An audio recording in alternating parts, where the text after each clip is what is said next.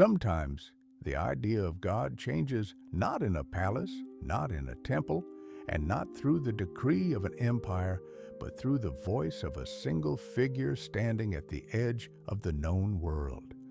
The lost prophet matters because he did not merely add another name to heaven. He changed the question itself. What if God was not only power above the world, but the moral fire by which the soul is judged? This is the story of a prophetic transformation, one that reaches across centuries and still shapes the way millions of people imagine divinity, conscience, judgment, and the meaning of a human life.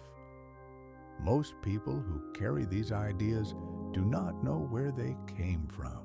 They inherited a God, a sense of right and wrong, a feeling that something invisible watches and weighs every act. And they never stopped to ask who first placed that weight inside the idea of the divine. That is the wound this archive opens tonight. We inherit beliefs the way we inherit language. We speak words we did not invent.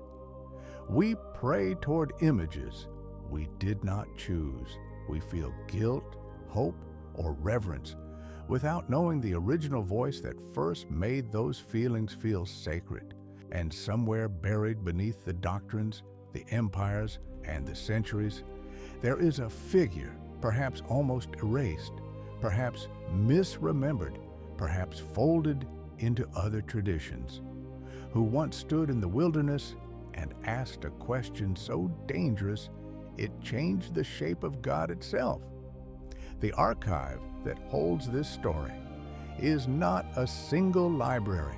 It is scattered across desert manuscripts, oral traditions carried by wandering communities, fragments embedded in later sacred texts, and echoes preserved inside rituals whose original meaning has long been forgotten. The world in which this prophet emerged was ancient, contested, and spiritually restless. Multiple visions of the divine competed for the hearts of human beings, and into that fragile searching moment, a voice arose that would not let the old question stand unanswered. Imagine the world before this prophet's voice was heard. It was a world dense with gods, rituals, and the fear of forces that no human hand could control. Rain came or did not come. Harvests rose or failed. Children lived or died. Armies crossed borders and burned cities that had stood for generations. In this world, the divine was understood primarily as power. Gods were not asked to be just. They were asked to be satisfied. The great spiritual labor of ancient civilization was not moral transformation, it was appeasement. Temples were not built to honor truth. They were built to contain power, to channel it, to offer it something so that it might turn its gaze away from destruction and toward protection. Priests mediated between the terrifying forces of the cosmos and the fragile bodies of the living. Rituals became precise sciences of survival. Say the wrong word, perform the wrong gesture, fail to offer the correct animal at the correct moment, and the invisible world might turn against you. God, in this ancient imagination, was not a companion of the conscience. God was a storm that could be navigated but never fully trusted. And yet, even within this world of ritual and appeasement, there were always those who could not be satisfied by the transaction. There were always voices at the margins, in the desert, on the mountain, at the edge of the village, who felt that something essential was missing. Power without morality is only force. Sacrifice without meaning is only slaughter, dressed in ceremony. Something deeper was stirring beneath the surface of the ancient world, a hunger that the old systems could not fully feed. That hunger had a very specific shape. It was not merely the desire for a stronger God or a more reliable ritual. It was the desire for a God who meant something, a divine presence that was not only vast and dangerous, but also true, consistent, and morally coherent. Somewhere deep inside the human experience, beneath the fear and the offering bowl and the smoke rising toward heaven, there was a question that refused to disappear. Does the invisible world care about how we treat each other? Does the divine notice injustice? Does God have a preference between the oppressor and the one who suffers? These are questions that feel obvious to us now, shaped as we are by centuries of prophetic and philosophical tradition. But in the ancient world, they were not obvious at all. In many of the great religious systems of early civilization, the gods were amoral. They were powerful, yes. They were to be feared and respected, certainly, but they were not necessarily interested in whether a king treated his subjects fairly, or whether the strong exploited the weak, or whether the truth was spoken in the marketplace. Morality in those systems was a human concern, not a divine one. And then something shifted, not all at once, not in a single moment of proclamation that echoed through every temple simultaneously, but gradually, in the way that every deep transformation moves, a crack appeared in the old story. A new voice began to suggest that the divine was not indifferent to human conduct, that the cosmos was not simply power and chaos organized by sacrifice and ritual, but something more, like an order, an invisible architecture in which every act left a mark, and in which the soul of the person was not merely an animal body offering blood, but a witness standing before something that could be called truth. This crack was dangerous precisely because it was quiet. It did not arrive with an army. It did not decree itself from a throne. It came as an interpretation, a vision, a feeling, a prophetic insistence that what had been accepted as the nature of God was incomplete, perhaps even a shadow of something more profound. And once that crack appeared, the old structure could never be fully repaired. The question had been asked. God's relationship to morality had been made into a crisis, and a crisis, once named, demands a response. The figure who crystallizes this transformation in the hidden archive of spiritual history is one whose precise historical details remain debated, whose name may have been preserved differently across traditions, and whose original context may have been reshaped by the communities that carried his memory forward. But the archetype is unmistakable. He is the prophet of the moral fire, a solitary figure formed not by palace education or priestly lineage, but by the wilderness, by long silence, by a confrontation with the divine that could not be translated into the old ritual language. He appears at the threshold between one world and another. What made this type of figure so unusual in the ancient landscape was precisely this combination of solitude and vision. The priests of the old system gained their authority from institutional inheritance, from genealogy, from training within the established order. The prophet of the moral fire received authority from a different source, one that was invisible, interior, and difficult to verify by any external standard. He had been in the desert. He had endured the silence.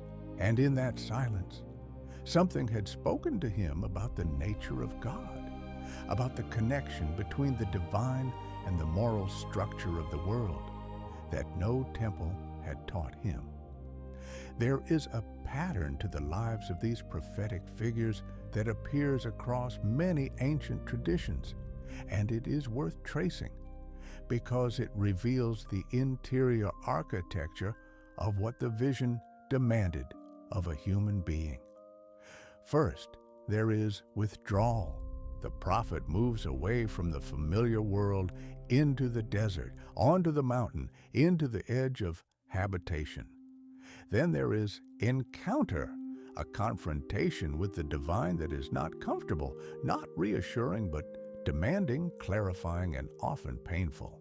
And then there is the return, the prophet walking back toward the world, carrying a message that the world did not ask for, but in its deepest hunger had been waiting to receive.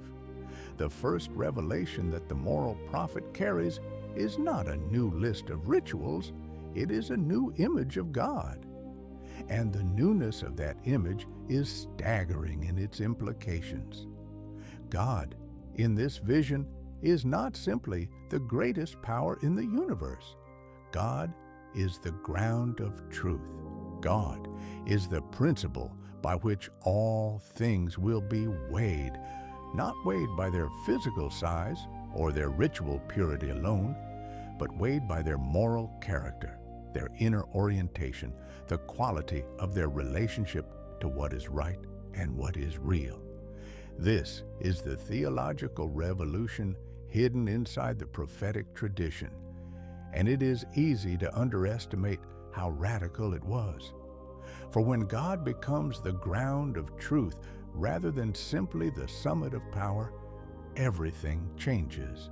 The relationship between the human being and the divine is no longer primarily transactional.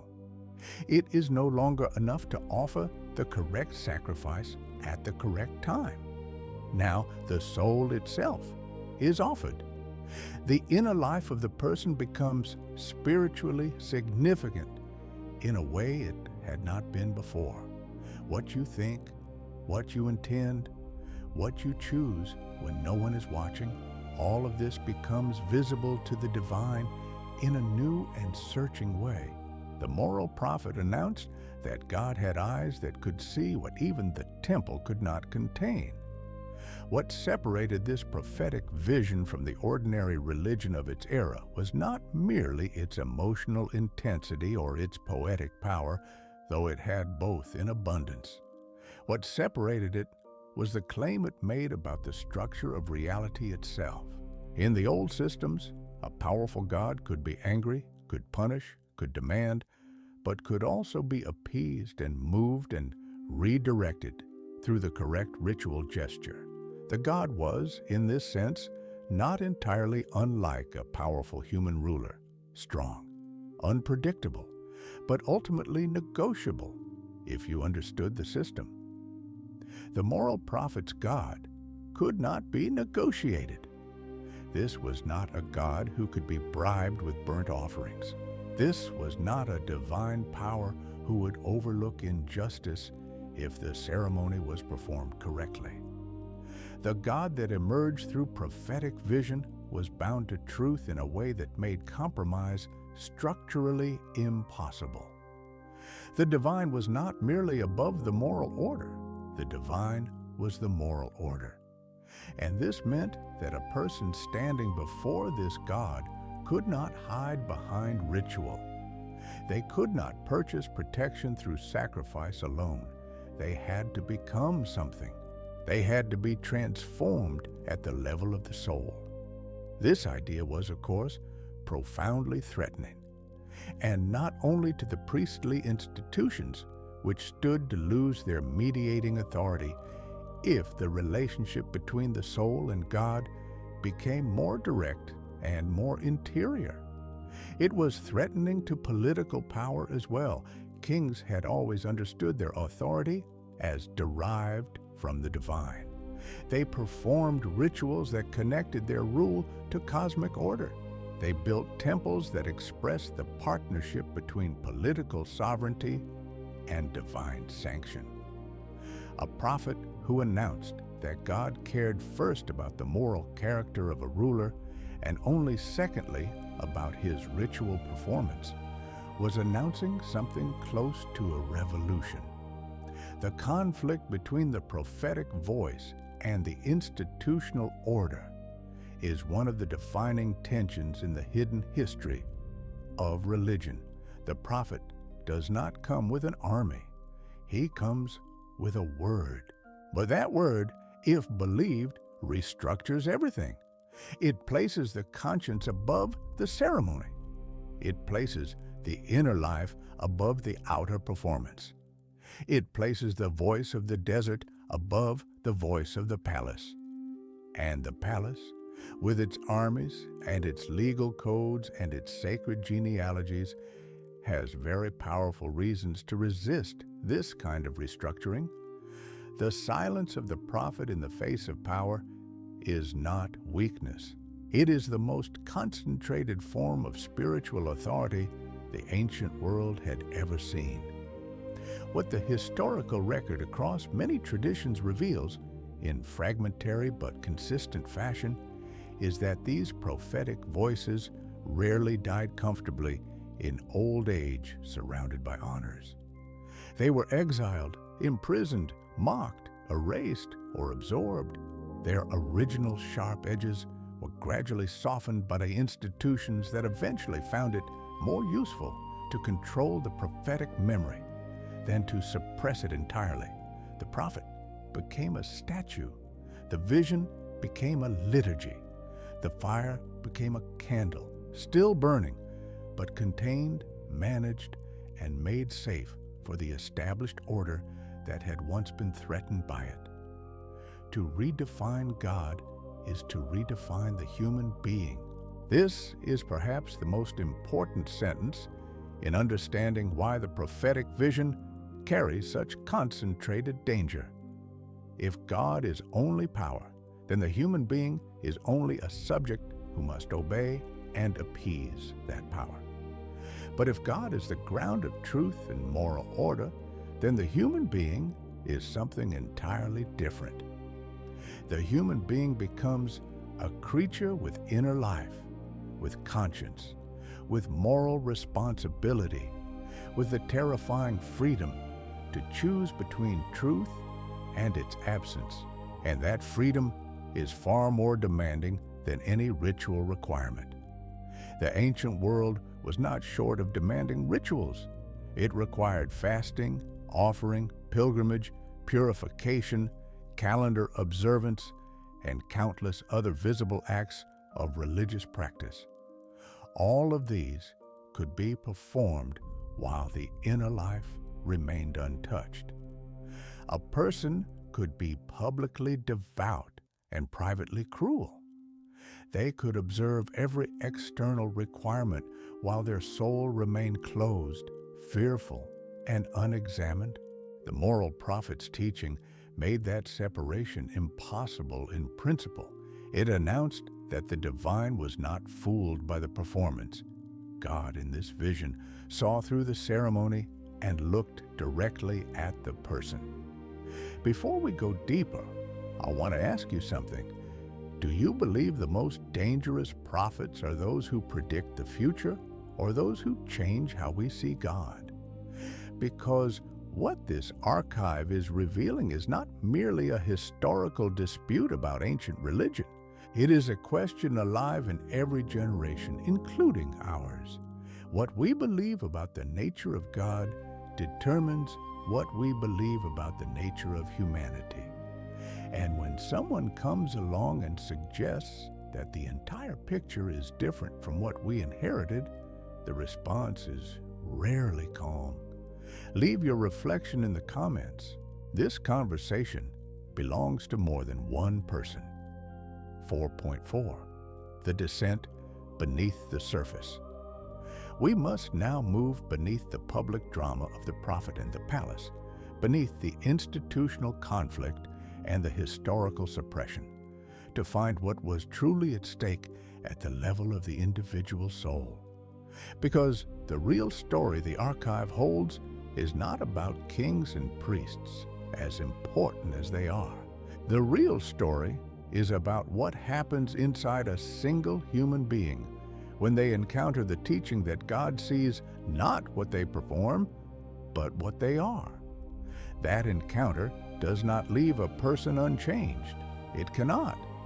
It demands something that no ritual calendar, no matter how elaborate, has ever been able to fully supply.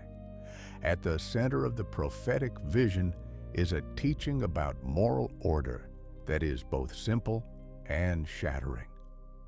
The universe, in this understanding, is not neutral.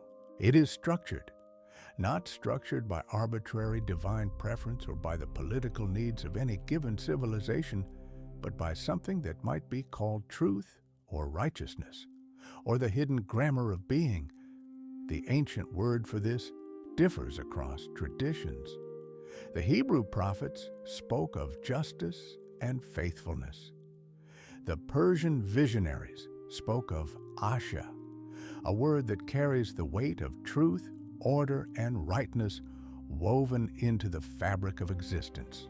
The Egyptian tradition held the concept of mat, the principle by which all souls would be weighed at the threshold of death. What unites these images across their cultural differences is the conviction that reality has a moral dimension, and that the human soul participates in that dimension, whether it chooses to acknowledge it or not. The prophet's teaching is that this is not a metaphor. The invisible order is real. The soul is genuinely accountable. The acts of a human life genuinely register in the fabric of a world that is not indifferent to justice. This is not comfort theology, the reassuring idea that everything will be fine. It is something far more demanding, the announcement that every act matters, that every choice leaves a trace, and that the conscience is not a cultural invention, but a spiritual organ tuned to a reality larger than any single civilization. And beneath even this, the prophet carried a vision of the soul's own capacity for transformation. The teaching was not simply that God judges, it was that the soul, knowing it stands before truth, has the freedom and the responsibility to align itself with what is right before the moment of judgment arrives.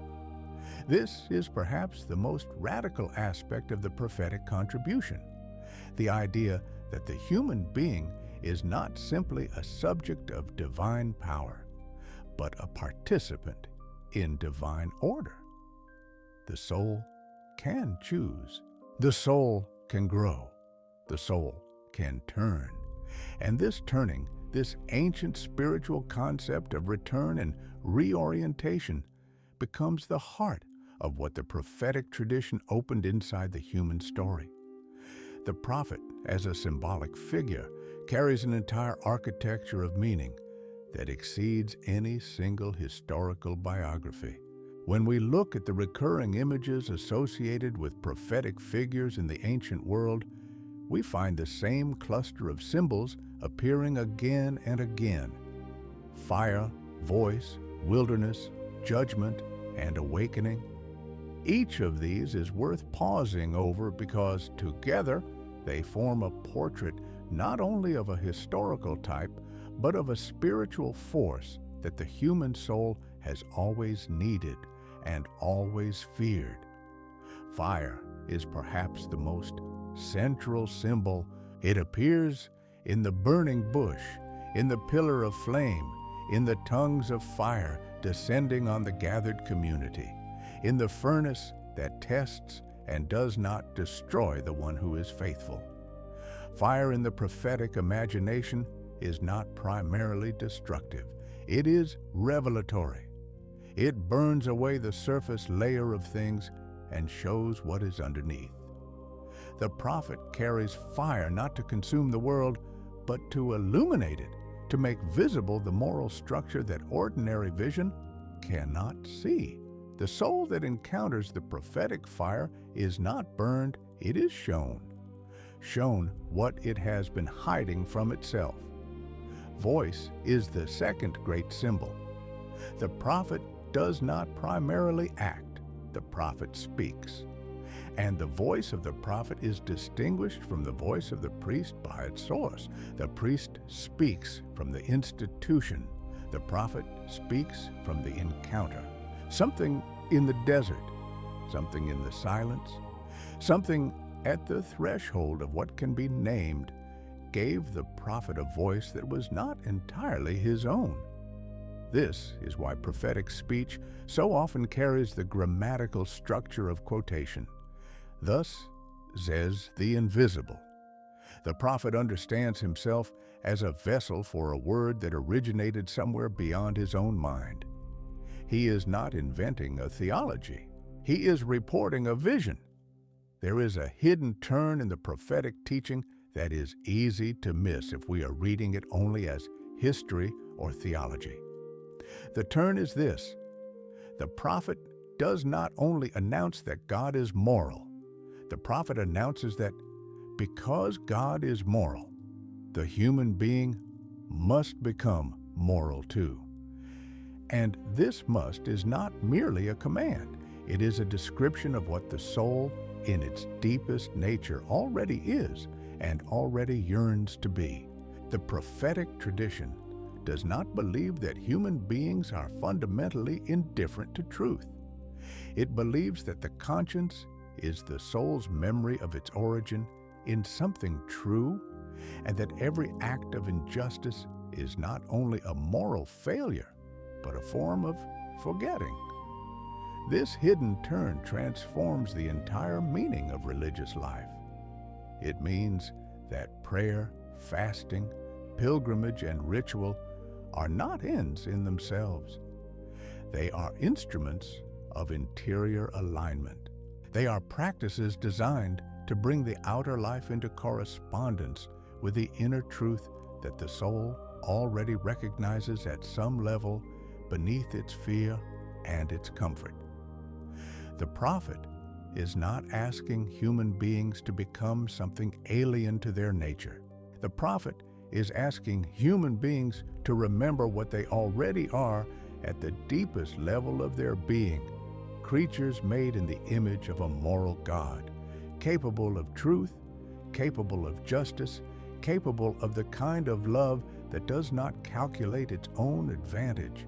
When a community receives the prophetic teaching not as doctrine, but as living fire, something happens to the shape of daily life that cannot be reduced to a new set of rules.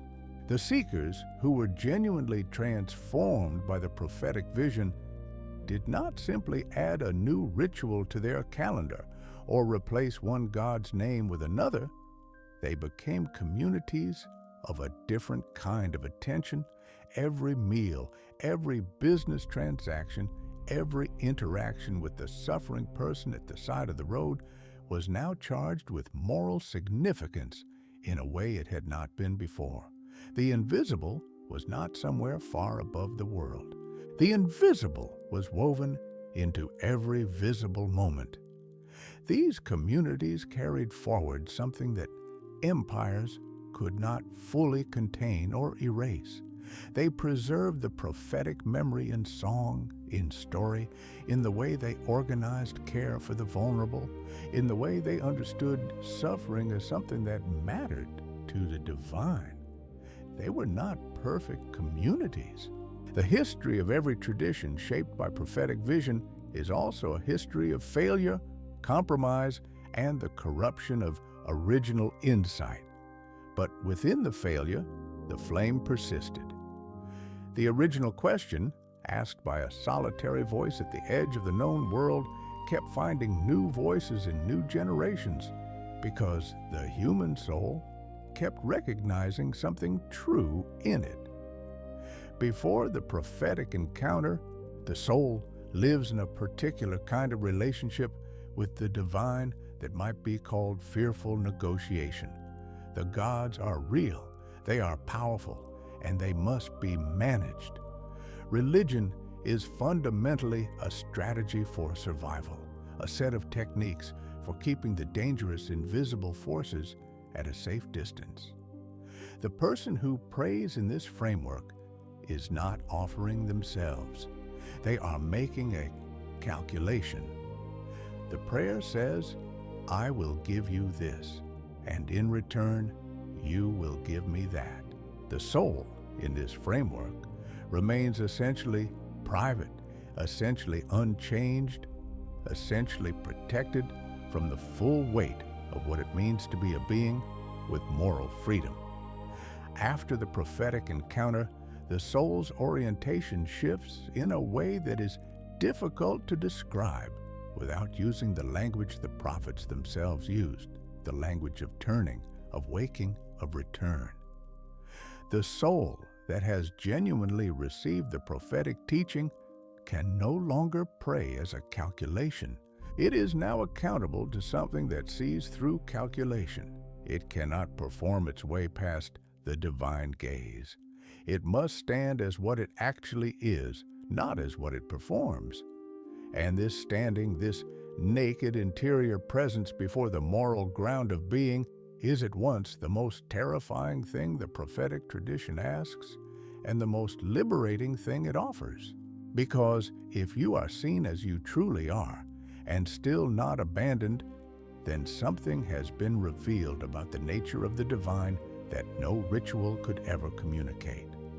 The transformation is not instantaneous. The prophetic tradition does not promise sudden perfection. What it promises is something more honest and more enduring, a direction. The soul that has heard the prophetic voice knows which way it faces. It faces truth. And facing truth, even imperfectly, even with great struggle and repeated failure, is already a form of transformation that the old system of fearful negotiation could never have produced. The soul becomes a soul in motion, not a soul that has arrived, but a soul that is turned, oriented, aligned with something larger than its own survival. The reason the prophetic vision still resonates in this present moment, even for people who have never read a single ancient text and who may have no connection to any formal religious tradition, is that it speaks to something the modern world has not solved. We live in an age of enormous complexity, enormous information, and enormous noise. And in the middle of all of that complexity, the same ancient hunger persists. The desire for a moral reality that is not merely conventional, not merely invented by the culture that happens to be dominant, but real in some sense that exceeds the opinions of any given century. The prophetic insistence that God is not merely power, but truth, speaks to this hunger precisely because it refuses the two options the modern world most often offers. It refuses the option of a God who is simply an authority figure demanding obedience without moral coherence. And it refuses the option of a universe in which morality is entirely a human construction with no ground beneath it. The prophet stands between these two inadequate answers and says, there is a third possibility. The invisible is real. The moral order is real. And your soul, your conscience, your capacity for justice and love is not an accident of evolution dressed in cultural clothing.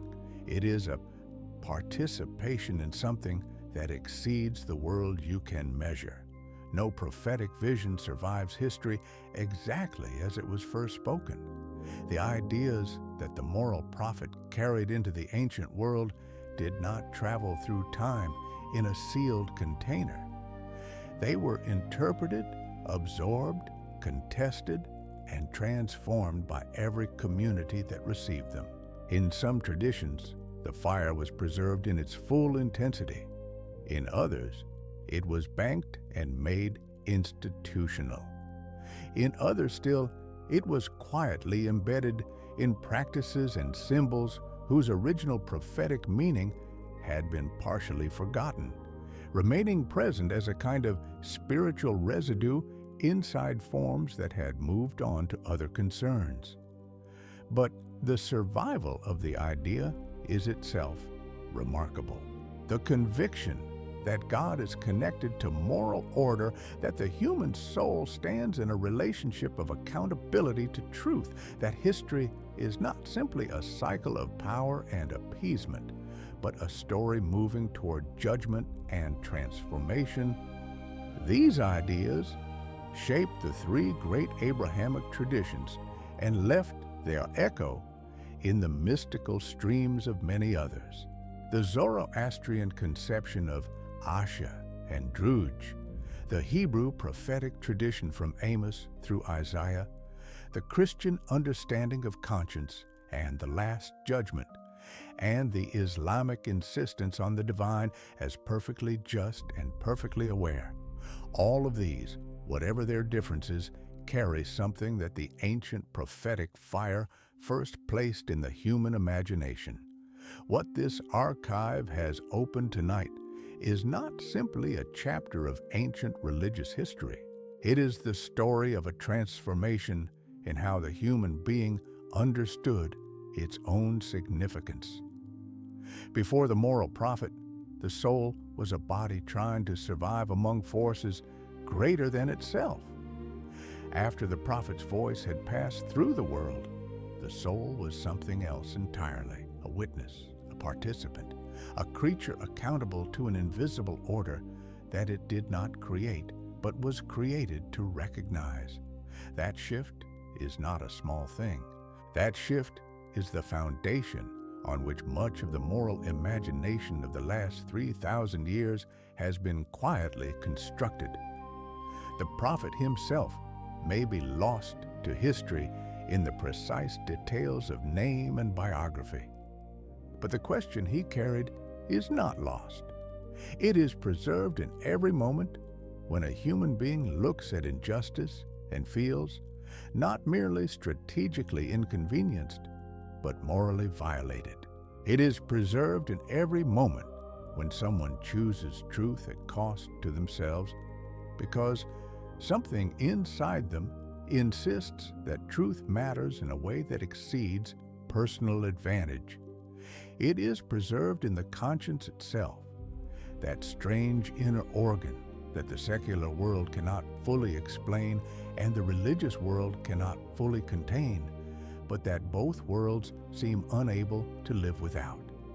And so we return to the question with which the archive opened. How does the idea of God change? Not through the decrees of empires alone, not through the construction of greater temples, not through the victory of armies in the name of the divine. Sometimes the idea of God changes through the voice of a single figure who stood at the edge of the known world and refused to accept the inadequate answer that the established order had always provided.